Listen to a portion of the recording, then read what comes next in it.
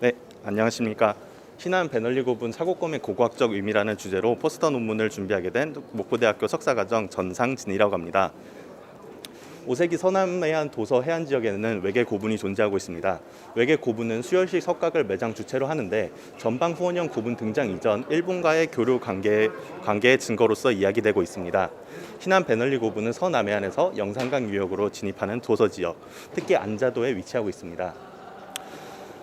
외계 고분에 대한 연구사는 피장자를 중점적으로 다뤄지고 있는데 5세기 북부 규슈와의 관련을 언급하신 오동선 선생님, 백제와 외인의 교섭 산물로 보신 김낙중, 최영주 선생님, 현지 외인의 협력으로 보신 다카키 간타 선생님, 그리고 백제의 의지가 포함된 외계 무장 집단으로 보신 이정우 선생님, 또한 거류 외인 집단으로 보신 권택장 선생님의 연구가 있습니다.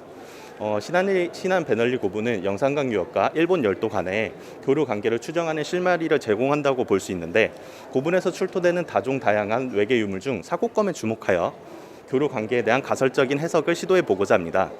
외계 고분의 현황을 살펴보시면 다음의 그림과 같은데, 빨간색 점들에서 보이는 것과 같이 외계 고분은 도서 지역에 위치하고 있습니다. 사고검은 국내에서 총 5점과 사공모 1점이 확인이 되는데, 한 점의 사공모는 고흥 야막 고분에서 확인되고, 나머지 5점은 무안 덕암 고분, 완주 상운리 고분, 신안 베널리 고분, 부안 중막동 유적, 임실 금성리 유적에서 확인됩니다. 1970년대 임실 금성리 유적에서 사고검이 처음 확인된 이후로 국내에서는 총 5개 유적, 5개의 사고검이 확인되었습니다. 이에 반해 일본 열도에서는 총 50개 유적 내 70여 개의 사고검이 확인되고 있습니다. 이에 대해 일본에서는 5세기 중후엽에 주로 기나이 지역에 확인이 되고 있으며, 이를 기나이 정권을 위한 직간접적인 배분으로 보고 있습니다. 또한 6세기 중후엽에는 남부 큐슈 지역을 중심으로 분포되는 양상이 보이는데, 이를 남부 큐슈 지역에서만 이제 사고검의 상징성이 지속된다라고 보고 있습니다. 일본에서는 80년대 후반부터 본격적으로 사고검에 대한 연구가 시행되었습니다. 기타야마 미네오 선생님은 신부의 형상, 기부단의 형상, 기부의 형상 등을 기준으로 유형을 분류하였고, 변화 양상을 제시하였습니다. 사고검의 변화 양상은 이제 시기에 따라서 그 형태적인 특징이 보이는데, 4회의 변곡점을 가진 B타입에서 6회의 변곡점을 가진 A타입, 3회의 변곡점을 가진 C타입으로 변화한다고 보았습니다. 하지만 그 신안 베널리 고분에서 출토된 사고검을 검토해 본 결과, 기타야마 미네오 선생님이 분류하신 분류함과 맞지 않는 2회의 변곡점을 가진 그 형태가 존재하였습니다. 그러한 형태는 신안 베널리 고분, 무안 덕암 고분, 완주 상운리 고분에서 출토되었습니다. 이러한 2회 변곡점을 가진 사고검은 호남의 편년으로 본다면 5세기 전 중엽에 편년됩니다. 그렇다면 일본 열도에서 5세기 중후엽에 출토되는 사고검보다 시기적으로 선행할 가능성이 있지 않나라고 생각되었습니다. 물론 이것은 일본과 호남의 각의 편년안에 따른 그 검토였기 때문에, 이것을 좀 더 연구를 진행해 본다면 일본 열도와 호남 지역의 사고검에 대해서 편년적인 병의 관계를 재검토할 필요가 있다고 생각됩니다. 추가적으로 사고검이 출토된 2개의 유적을 비교하여 그 외계 고분 피장자의 역할에 대해서 가설적으로나마 제시해 보고자 합니다. 신안 베널리 고분과 무안 덕암 고분이 있는데, 신안 베널리 고분은 외래적 무덤 구조와 부장품, 도서 지역 내 무덤이 일시적으로 조성되는 양상이 보입니다. 또한 덕암 고분은 영산강 유역 내 전통적으로 축조되었던 온강 고분 내 사고검이 부장되는 양상이 보이며, 사창리 이런 내 무덤이 지속적으로 조성되고 있는 양상이 확인됩니다. 그렇다면 신안 베널리 고분의 피장자는 외와 백제와의 교류 속에서 등장하는 대외 교류 담당자 또는 지역 관리자 정도로 생각해 볼 수 있으며, 무안 덕암 고분의 피장자는 철기 생산을 기반으로 한 영산강 하류 대표적인 지역 집단으로 대외 교류의 가담자 또는 조력자 정도로 생각해 보았습니다. 감사합니다. 네, 안녕하세요. 부산대학교 석사과정의 정재현입니다. 저의 포스터 발표 주제는 저희 학위 논문에서 다루고 있는 낭랑 토기에서 대표적인 기종 중에 하나인 화분형 토기라고 할 수 있습니다. 이런 화분형 토기는 이 연구사에서 볼 수도 있듯이 다양한 관점에서 연구가 수행되어 왔는데, 제가 주목하고자 하는 것은 이 화분형 토기의 성격이라고 할 수 있습니다. 이 화분형 토기의 성격은 출토지나 활서, 사용은 계보 연구를 통해서 일상 연구적인, 그러니까 일상의 취사 연구적인 성격이 주목되어 왔습니다. 그래서 이러한 선악들의 속성적 분석이라든가 육안적 관찰을 통한 연구는 토기의 사용이라든가 제작 방식 등을 규명하는 데 있어서 매우 중요한 역할을 합니다만, 실제 이 화분형 토기가 낙랑사회에서 어떠한 역할을 했는지에 대해서는 조금 관과한 경향이 있습니다. 이에 따라서 저는 화분형 토기를 둘러싼 여러 맥락들을 검토함으로써 낙랑사회 내에서 화분형 토기가 어떻게 사용되었는지를 검토하는 것이 저의 연구라고 할 수 있겠습니다. 그래서 다양한 관점에서 검토를 시행하였는데요. 시간 관계상 그런 검토 내용들을 개략적으로 소개하도록 하겠습니다. 저는 우선적으로 출토 맥락에 집중하였습니다. 출토 맥락은 토기의 성격과 직결되는 데이터라고 생각을 했습니다. 그래서 화분형 토기가 확인되는 토성에서의 그리고 고분 내에서의 어떤 데이터 분석을 통해서 첫째, 우리가 인식하고 있는 화분형 토기의 성격이라고 할 수 있는 취사 연구로서의 어떤 모습은 출토 구역이라든가 출토 맥락을 통해서 봤을 때 그리고 출토 비중을 통해서 봤을 때는 그 정확성이 좀 약한 것을 확인할 수 있었고, 고분과 비교해서 봤을 때는 이렇게 구경과 적용에 있어서의 특별한 차이점을 확인할 수 있었습니다. 이것은 고분과 토성 내에서 화분형 토기가 다르게 이용되었다는 것을 알 수 있습니다.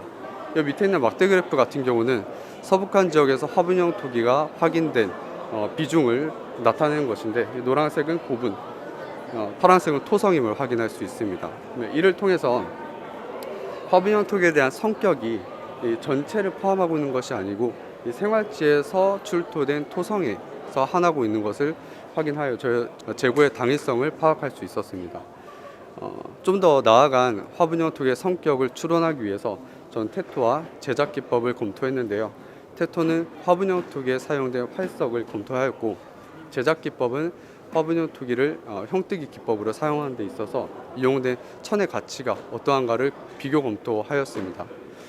검토 결과 활석 같은 경우는 남한에 비해서 북한에 약 9배에서 15배 정도 그런 매장량이 적은 것을 확인할 수 있었고, 그리고 실제로 평양 일대에서는 활석 산지가 거의 없고 이런 개마고원이라든가 산지의 편제가 일어남을 확인할 수 있었습니다. 다음 제작 기법입니다. 이 제작 기법상에서 확인되는 이 천의 가치를 비교하기 위해서 그 당시 고분에서 출토된 비단들과 비교 검토하였습니다. 그 결과 화분형 토기에서 이용된 그런 비단은 상당히 고가의 비단임을 알 수 있습니다. 그래서 이 테토와 제작 기법을 통해 보았을 때 화분형 토기는 일상민들이 그저 사용할 수 있었던 것이라기보다는 어느 정도 차이를 가지는 고급 용기의 가능성이 있다는 점을 제시할 수 있을 것 같습니다. 네, 다음은 기형 변화입니다. 이 기형 변화 같은 경우는 선악들이 시기적인 어떤 속성을 파악하는 데 주로 이용되었는데요. 저의 기형 변화를 바라보는 관점은 낙랑과 같은 토기의 생산과 소비가 분리된 사회 속에서 토기 제작자는 문화적으로 어떤 요구화된 조건들 속에서 제작 방식 변화한다라는 관점 속에서 기형 변화를 추적해 보았습니다. 여러 가지를 지적할 수 있겠지만 가장 큰 특징이라고 할 수 있는 것은 역시 저부의 넓이 변화라고 할 수 있습니다. 초기에는 저부가 좁은 위치에서 점점 넓어지고 나아가서는 소위 변형 화분형 토기라고 하는 이런 굽이 달린 화분형 토기가 확인되기도 합니다. 그래서 이것을 설명하자면 일상의 취사용의 토기에서 불리한 방식으로 기형이 변화한다는 점을 분명히 지적할 수 있고, 그리고 이런 변형 화분형 토기가 새로운 기능을 가진 토기라기보다는 이런 과도기적인 속성을 가진 그런 형식들이 3기에 많이 확인되고 있기 때문에 이런 전형 화분형 토기에서 변형 화분형 토기로의 변화가 어떤 기능적인 낙랑 사회 내에서의 어떤 기능적인 변화를 파악할 수 있는 중요한 대목이라고 생각합니다. 그리고 이런 화분형 토기는 서북한 지역 일대뿐만 아니라 중부 지역 그리고 한반도 남부 나아가 일본 열도까지 확인된다라는 특징이 있습니다. 그래서 이들의 공통점을 제가 분석한 결과 모두 1기에서 2기, 조금 늦더라도 3기 이른 시기까지만 확인된다는 점이 특징적이라고 할 수 있겠습니다. 그리고 두 번째는 이런 소위 굽이 달리는 변형 화분형 토기가 서북한 이외 지역에서는 하나도 확인되지 않는다는 점도 중요한 특징이라고 할 수 있겠습니다.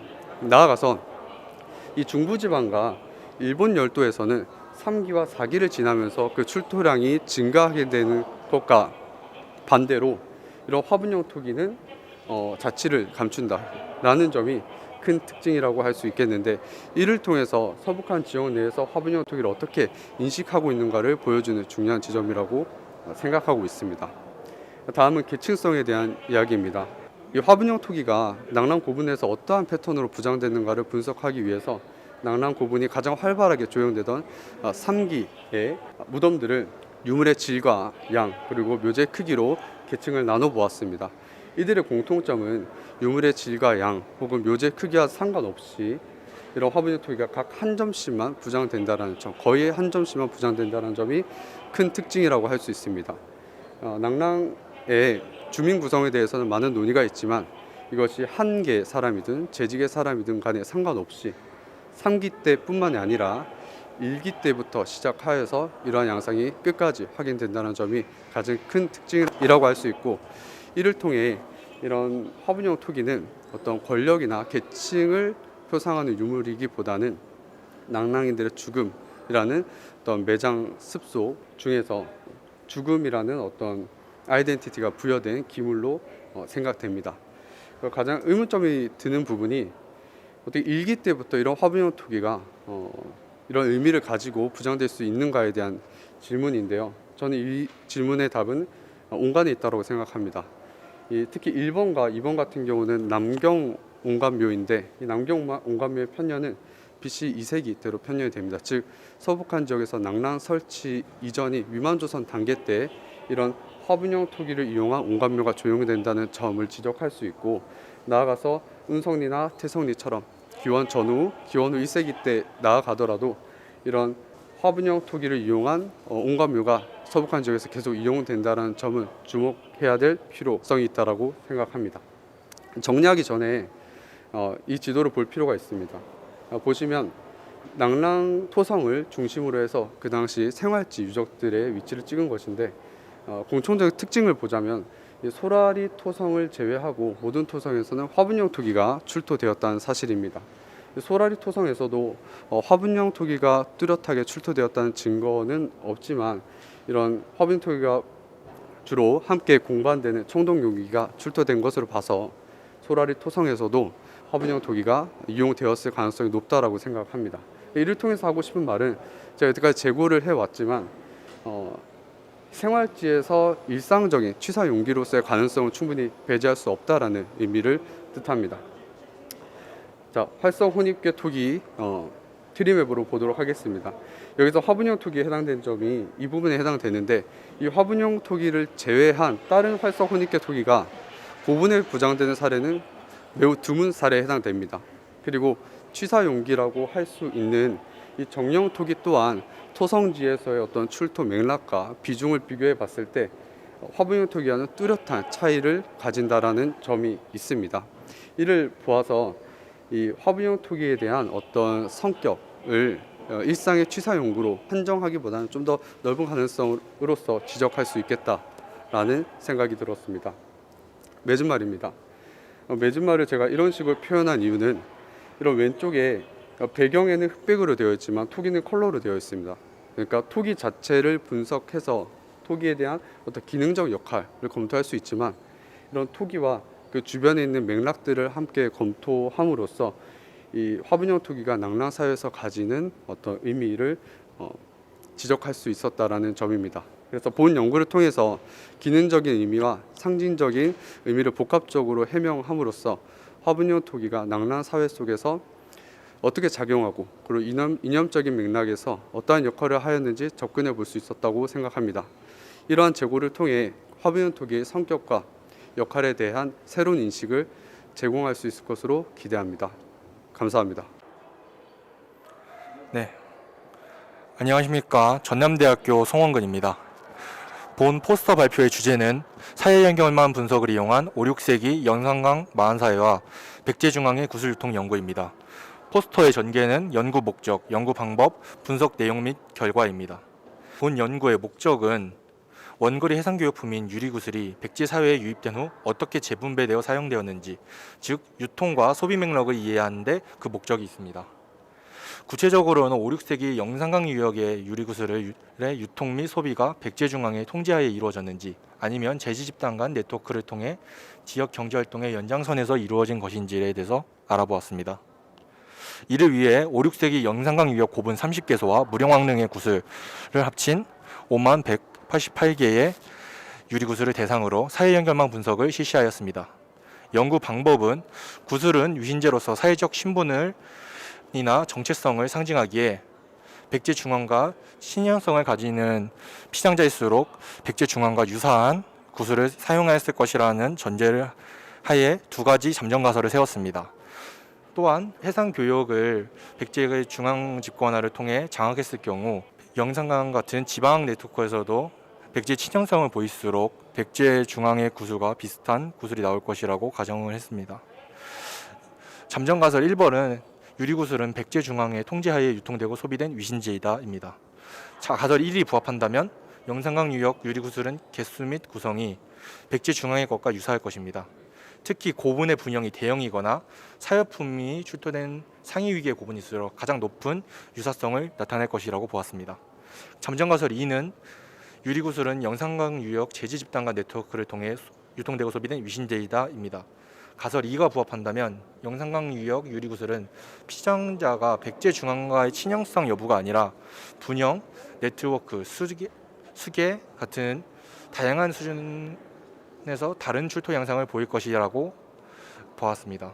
이를 확인하고자 먼저 분구별로 유리구슬의 개수와 유형을 파악한 뒤 SNA를 이용한 분구 간 연결성 유무와 연결 강도를 가시화하였습니다.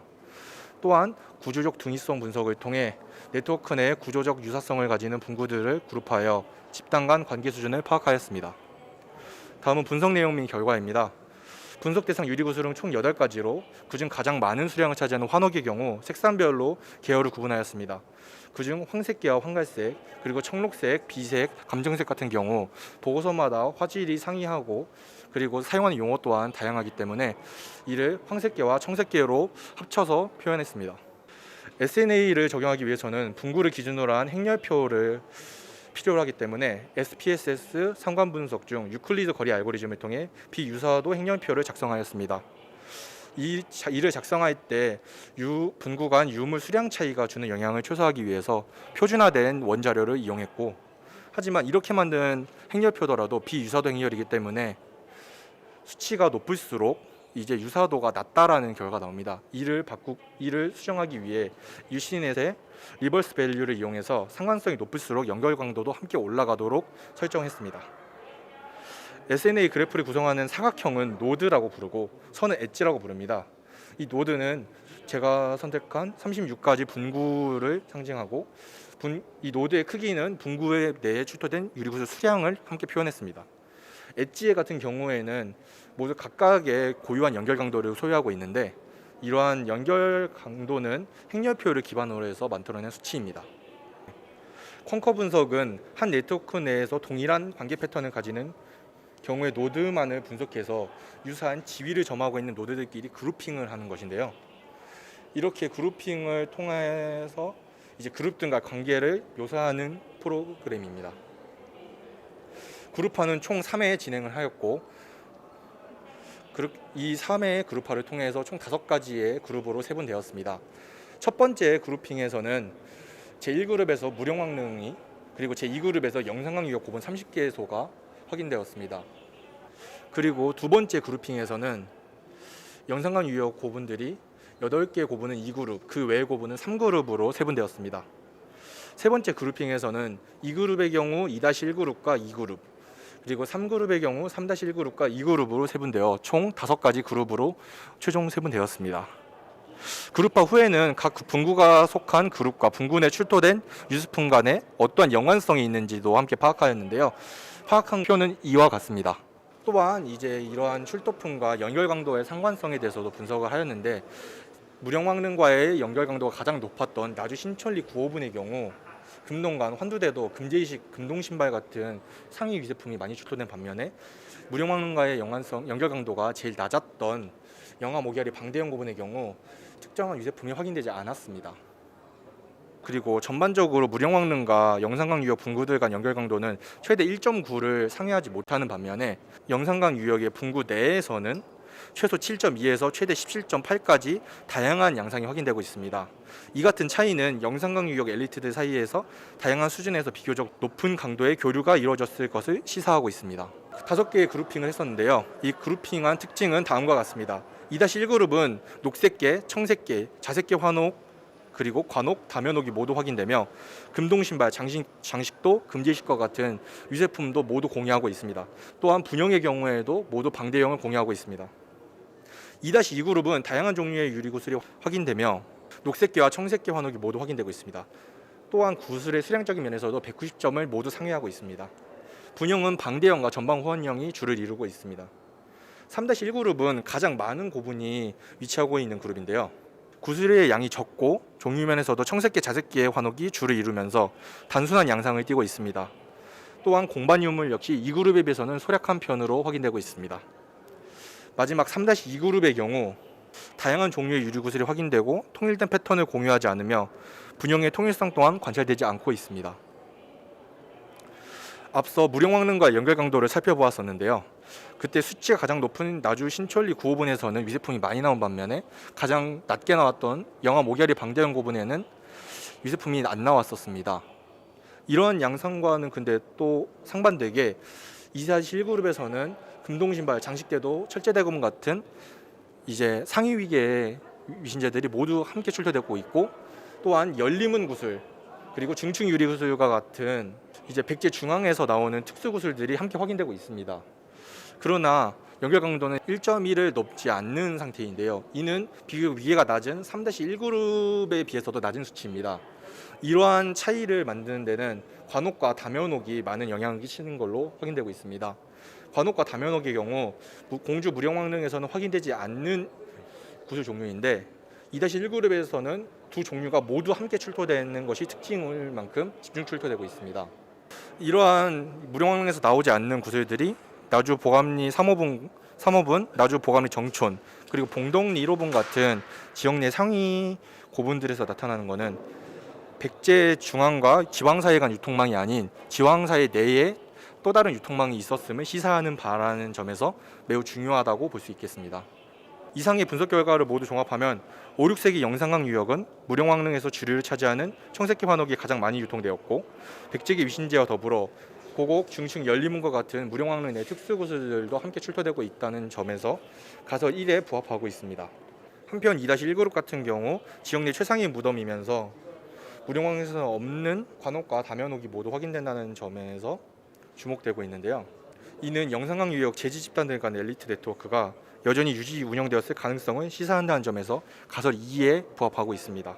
이를 요약하면은 영산강 유역에서 소비된 유리구슬 상당수는 백제 중앙의 통제 하에 지방사회에 유통된 위신제에 해당하지만 무색, 환옥, 관옥, 다면옥 같은 특정 종류의 유리구슬의 경우 제지 집단들 간 네트워크를 통해 유통된 것으로 볼 수 있겠습니다. 즉 5, 6세기 때 백제 지방사회에서는 중앙과 지방 간 그리고 또 제지 집단 간이라는 서로 다른 유통망이 함께 공존하였고, 정치적 관계와는 별개로 일정 수준의 경제적 자율성을 지닌 영산강 유역 집단들 사이에 오랜 전통의 교환망이 여전히 지속된 것으로 판단되고 있습니다. 이상입니다. 감사합니다. 네, 일단은 강원 지역의 산성 조사는 20여 년 전부터 본격적으로 시작되어 양적으로 많은 성과를 보이고 있습니다. 특히 강릉 지역을 중심으로 영동 지역에서 다수의 산성이 확인되고 있어 기본적인 성격을 가늠해 볼 수 있는 연구가 진행되어 왔습니다.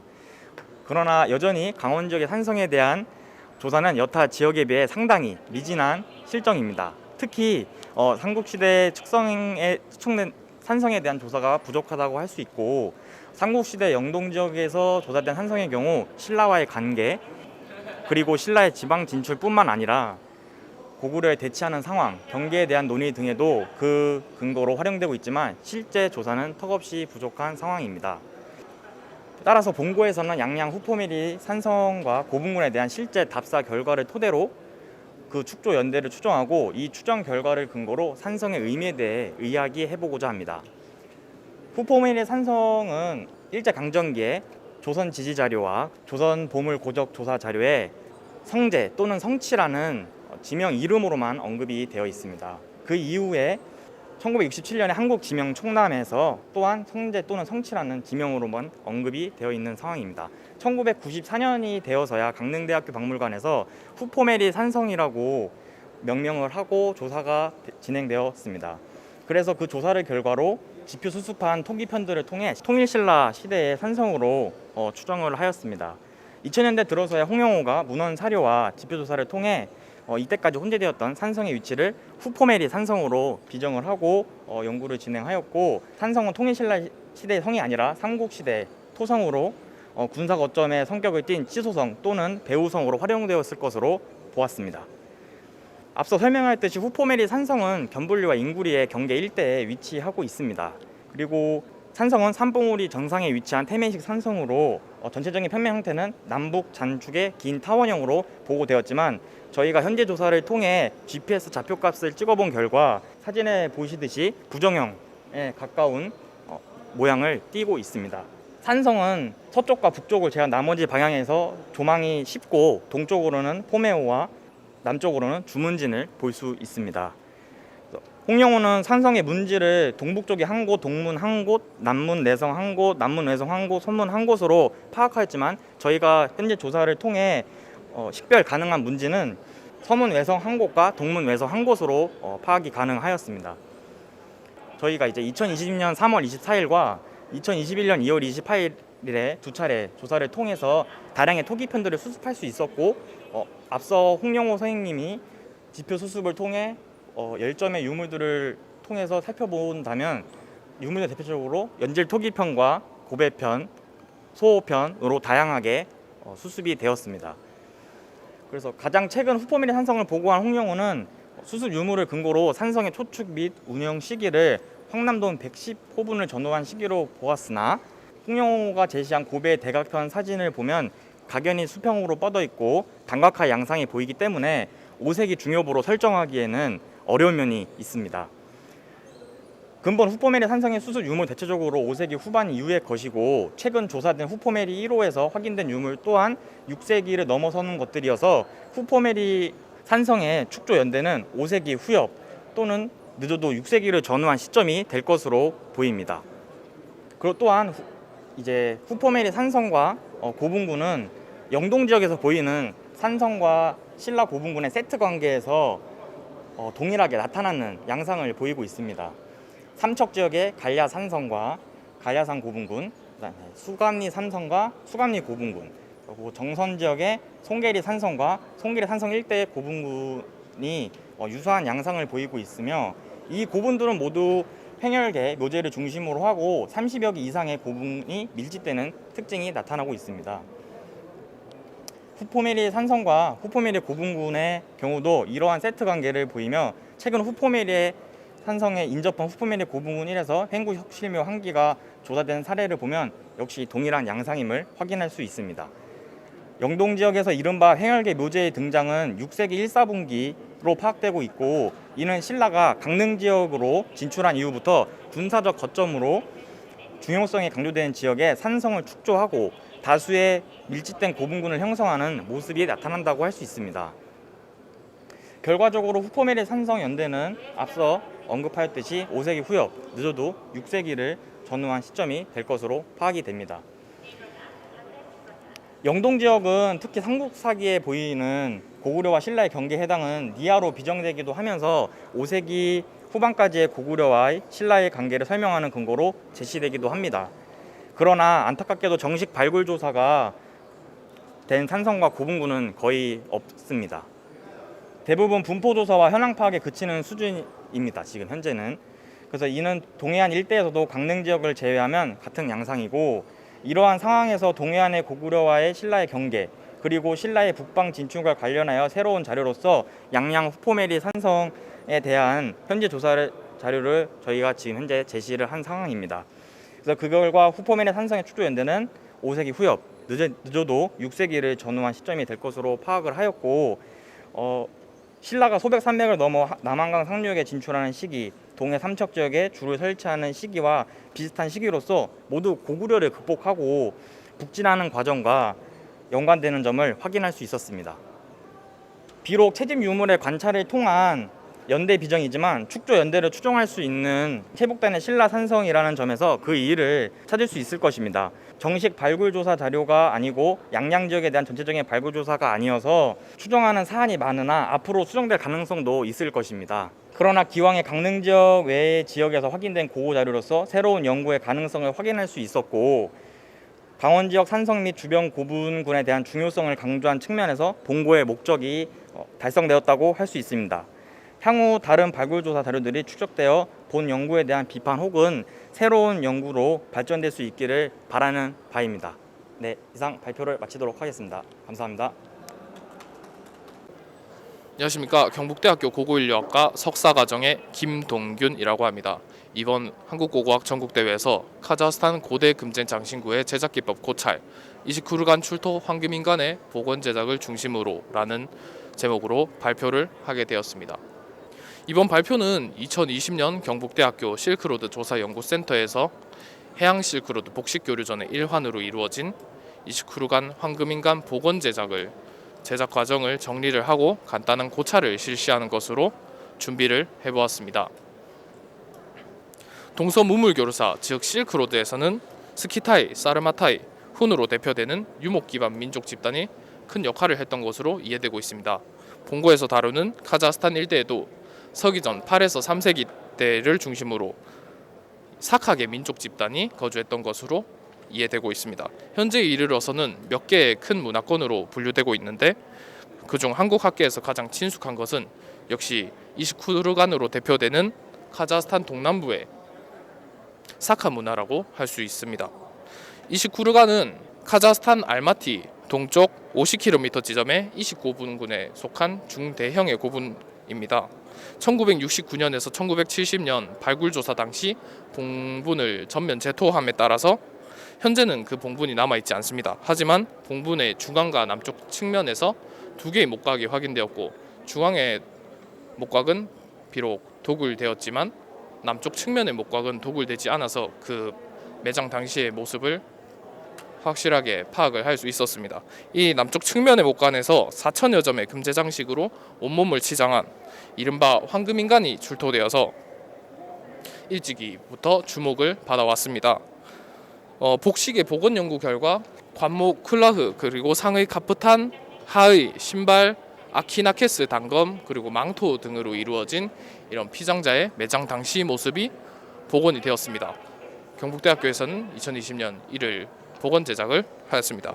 2장에서는 황금인간의 장신구 복원 제작을 위해 제작 기법을 고찰하는 내용입니다.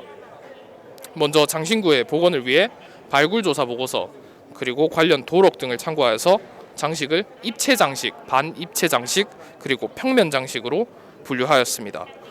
오른쪽에 그림 3, 4, 5는 장식 종류별 세부 모습을 담았습니다.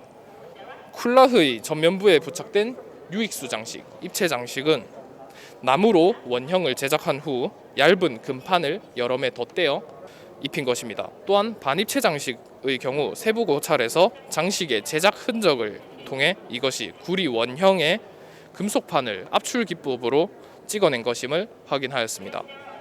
3장은 입체 장식, 반입체 장식, 평면 장식별로 복원 제작을 진행하는 내용을 담았습니다.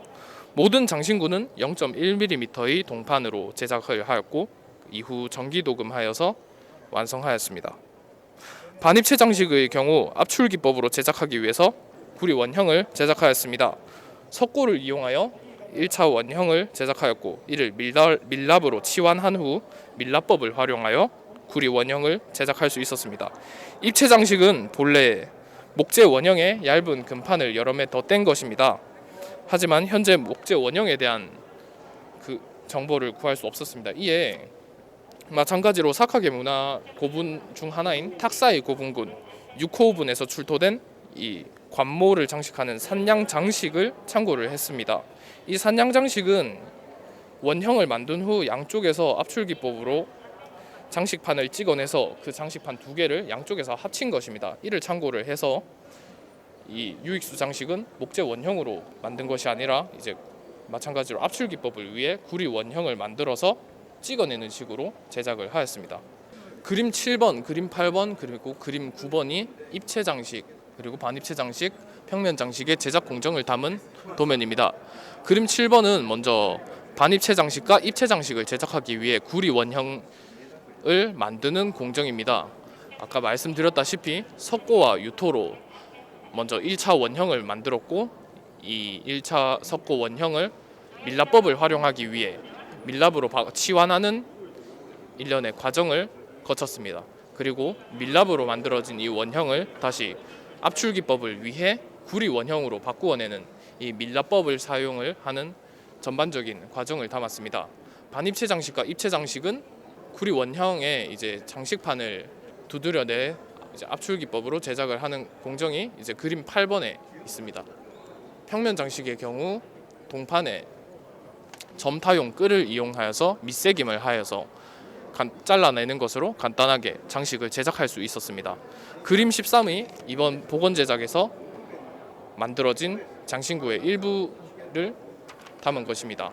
4장은 복원 제작을 중심으로 카자흐스탄 고대 금제 장신구 제작 기법에 대해 간략히 고찰하는 것으로 메즈마를 대신하였습니다.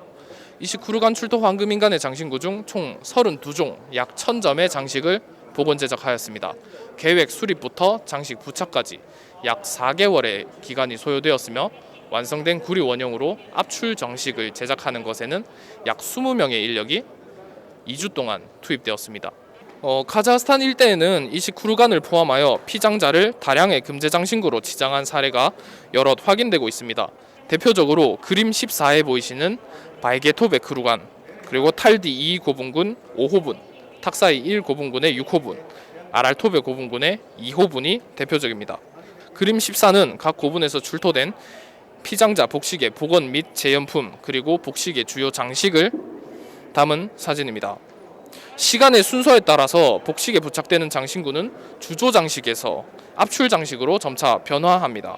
또한 그 변화에 따라 압출 기법도 점차 발전하고 다양한 장식에 시도되는 것을 확인할 수 있습니다. 동일한 양의 금을 사용하더라도 주조 기법보다 압출 기법을 사용할 때 훨씬 넓은 단위 면적을 장식할 수 있습니다. 또한 압출 기법의 경우가 장식 제작에서도 주조보다 유리하다고 할 수 있습니다. 주조 장식은 장식 하나하나를 주조로 일일이 제작을 해야 하지만 압출 기법의 경우 그 주조로 구리 원형을 제작하기만 하면 압출 기법을 이용해서 수백 개의 동일한 장식을 찍어내는 것은 더욱 간단하기 때문입니다. 29루간의 황금인간에는 다종 다양한 장식이 확인되는데 대부분의 장식이 압출 기법으로 제작된 것이며 앞시기의 고분에서 출토되는 이런 장식들과 비교하였을 때 적용된 도상의 종류 혹은 그 완성도에 있어서 크게 발전한 모습을 확인할 수 있었습니다. 29루간 출토 황금인간의 압출 기법은 그간의 기술 발전이 거듭되어 나타난 성숙한 이런 금속공예 기법으로 이는 사카게 문화의 금속공예 문화 발전에서 큰 의미를 지닌다고 할 수 있습니다. 이상으로 제 발표를 모두 마치도록 하겠습니다. 감사합니다.